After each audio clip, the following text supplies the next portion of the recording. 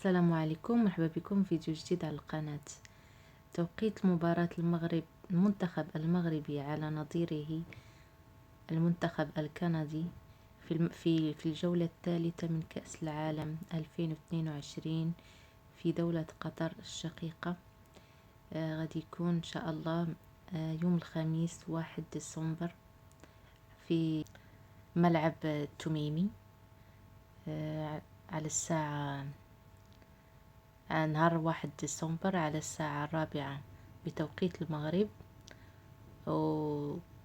والجزائر وتونس، والساعة 5 بتوقيت مصر،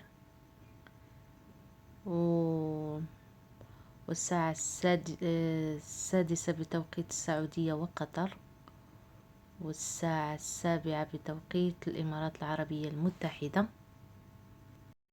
إن شاء الله. وسوف تنقل على قناة الرياضيات TNT بتعليق هشام فرج، وعلى بين سبور 1 ماكس بتعليق جواد بدو. كنتمنوا المنتخب المغربي يفوز بإذن الله إن شاء الله.